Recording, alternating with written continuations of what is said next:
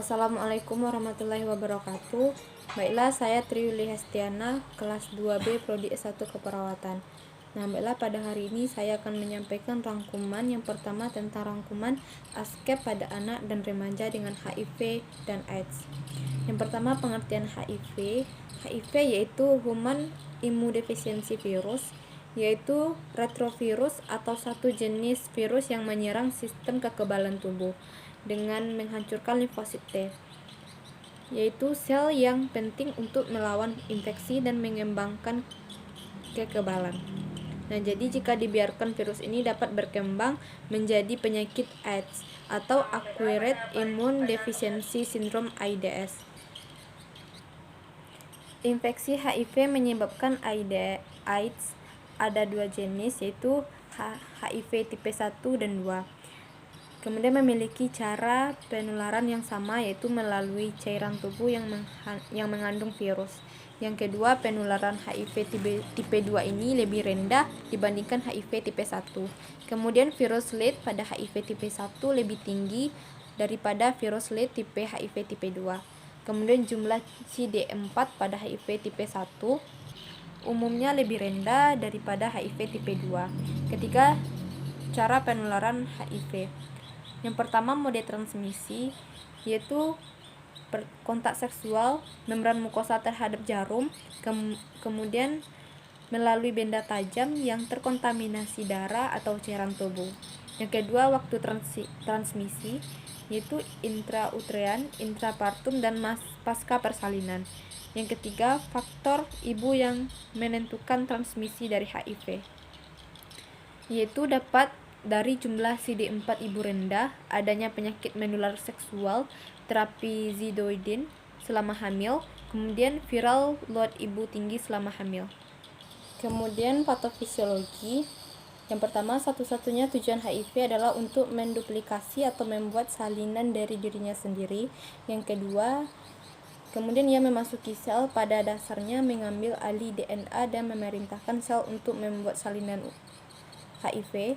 Yang ketiga, meskipun HIV memiliki limfosit T4 sebagai sel pilihan, HIV juga menyerang banyak sel lain.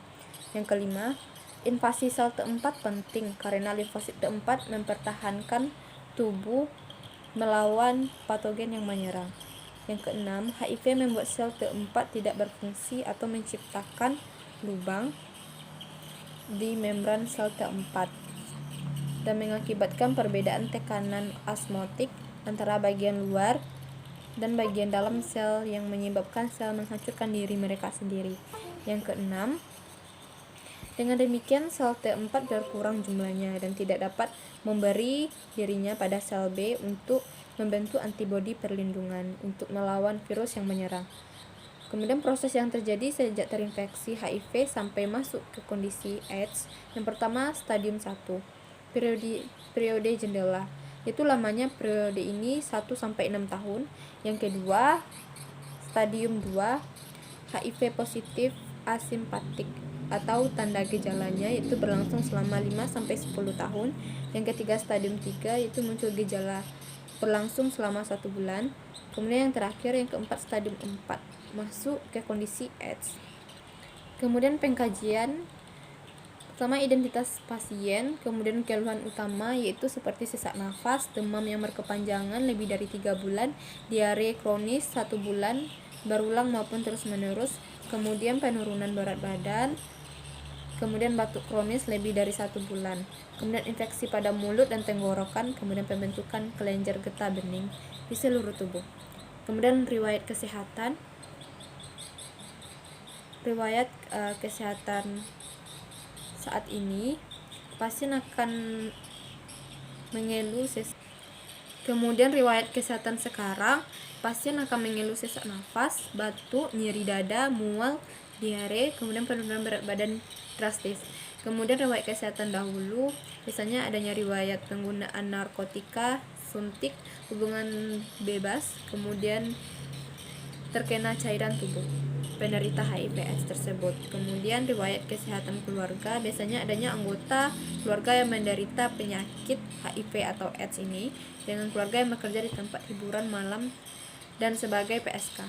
Kemudian pola aktivitas sehari-hari, dari pola persepsi dan tata laksanaan hidup sehat sampai dengan pola tata nilai dan kepercayaan. Kemudian pemeriksaan fisik dari gambaran umum sampai dengan ekstremitas. Kemudian diagnosa keperawatan, yang pertama pola nafas tidak efektif berhubungan dengan gangguan neurologis. SLKI-nya pola nafas, psikinya manajemen jalan nafas. Yang kedua diare berhubungan dengan proses penyakit. SLKI-nya eliminasi fikal, kemudian psikinya manajemen diare. Yang ketiga hipovolemia berhubungan dengan perubahan fungsi tubuh, kemudian SLKI status cairan, kemudian psiki pemantauan cairan. Kemudian yang kedua yaitu rangkuman tentang asuhan keperawatan ibu hamil dengan HIV dan AIDS. HIV dapat ditularkan melalui pertukaran berbagai cairan tubuh dari orang yang terinfeksi seperti darah, ASI yaitu air susu ibu, semen dan cairan vagina selama kehamilan dan persalinan. Orang tidak dapat terinfeksi melalui kontak sehari-hari seperti mencium, berpelukan, berjabat tangan, atau berbagi benda pribadi, makanan atau air. Kemudian cara menghindari penularan dengan ABCD juga dapat dilakukan. Kemudian gejala fisik yang muncul selama kehamilan pada ibu dengan HIV/AIDS. Pertama, ketidaknyamanan prenatal antara lain karena keletihan yang hebat, anoreksia, dan penurunan berat badan. Kemudian adanya infeksi Candida persistens, kondiloma angogenial, dan adanya tanda hipersimpleks. Kemudian ibu hamil dengan HIV/AIDS mengalami diare kronis lebih dari 1 bulan dan adanya demam lama lebih dari 1 bulan. Kemudian perubahan psikologis pada ibu hamil dapat terjadi pada tiap trimester kehamilan karena adanya perubahan pada fisik maupun kekhawatiran terhadap janin yang dikandungnya. Kemudian pada ibu hamil dengan HIV/AIDS mempunyai berbagai macam komplikasi yang mungkin terjadi pada janin maupun ibu sendiri. Komplikasi tersebut antara lain bayi lahir cacat, berat bayi lahir rendah, bayi lahir prematur, dan janin tertular HIV. Kemudian masalah psikologis seperti adanya ambivalensi, perasaan ragu-ragu akan kehamilannya. Kemudian depresi, kekhawatiran yang berlebihan terhadap janin, bahkan juga terjadi postpartum blues. Kemudian ada beberapa cara untuk mencegah penularan HIV pada ibu ke bayinya. Yang pertama dapat dicegah pada infeksi baru pada usia reproduktif. Kemudian yang kedua mencegah kehamilan yang tidak diinginkan pada wanita dengan positif HIV. Yang ketiga mencegah penularan dari ibu ke bayi. Yang keempat penanganan dukungan adekuat untuk positif dan keluarganya. Jadi mengapa kita perlu untuk mengetahui prevention mother to child transmission of HIV atau PMTC ini? Nah, jadi supaya risiko penularan dari ibu ke janin tanpa intervensi yaitu dengan kemungkinan 15-40%. Kemudian risiko penularan dari ibu ke janin dengan intervensi kurang dari 2-5%. Risiko penularan HIV dari ibu ke bayi tanpa intervensi PMTCT ini yaitu dengan yang tertinggi yaitu pada persalinan 10-20% risiko tertingginya. Kemudian PMCT pada ibu hamil itu dapat melalui antenatal yang teratur, universal screening HIV, obat antiretroviral atau ARV, kemudian operasi sesar elektif, tidak menyusui, follow up bayi baru lahir. Kemudian penelaksanaan antenatal. Pertama asuhan antenatal, pertama standar vital sign, kemudian TB tinggi badan dan berat badan, kemudian obstetrik tinggi fundus, uteri, letak dan denyut jantung janin, imunisasi, kemudian peliharaan kesehatan secara umum. Pertama pola hidup sehat, kemudian diet seimbang, kemudian olahraga, kemudian jauhi faktor risiko. Jadi ada beberapa cara untuk mengurangi jumlah virus, yaitu dengan cara minum ARV secara teratur itu sedini mungkin. Kemudian deteksi dini dan atasi faktor penyulit dari HIV ini, yaitu salah satunya infeksi menular seksual, sifilis, gonor, kondiloma, akumaninata, kemudian malaria, tuberkulosis. Pelaksanaan antenatal. Hindari penularan ke pasangan, yaitu dengan cara perilaku seksual sehat, dengan cara memakai kondom, periksa status serologis pasangan, kemudian konseling edukasi persiapan persalinan, yaitu pilihan metode persalinan keuntungan dan risiko masing-masing tempat persalinan. Penata persalinan, prinsip kewaspadaan universal, cuci tangan, penggunaan alat pelindung diri, penanganan alat medis tajam, penerapan budaya aman dalam kamar operasi dan kamar bersih. Diagnosis pada bayi dan anak, bayi tertular HIV secara klinis tampak normal, kemudian penanda tersaring adalah pneumonia, kemudian gejala umum kelainan tumbuh kembang. Pengkajian, identitas ibu dan suami, riwayat kesehatan, klien mengatakan diare berhari-hari disertai lemas, pusing, mual, muntah, dan mengeluh nyeri pada bagian perut. Wajah klien tampak pucat dan kurus, TTV abnormal, kemudian riwayat penyakit dahulu, klien mengatakan dulu pernah diare dan demam.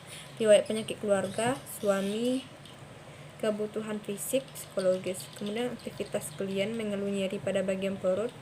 Kedua, seksualitas, penggunaan kontrasepsi, psikologis, sosial. Kemudian pemeriksaan fisik, IPA, muka tidak ada udem, tampak pucat, dan kromatografi darum mata. Kemudian pemeriksaan mulut, abdomen.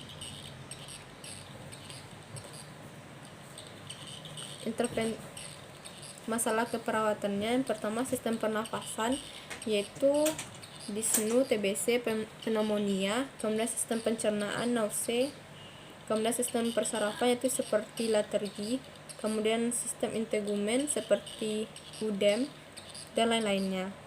Intervensi dan implementasi keperawatan sesuai prioritas diagnosa keperawatan, manajemen jalan nafas, manajemen cairan, manajemen hipertermia, dan manajemen nutripela. Hanya itu rangkuman yang dapat saya sampaikan. Kalau ada salah dan janggal, mohon maaf. Assalamualaikum warahmatullahi wabarakatuh.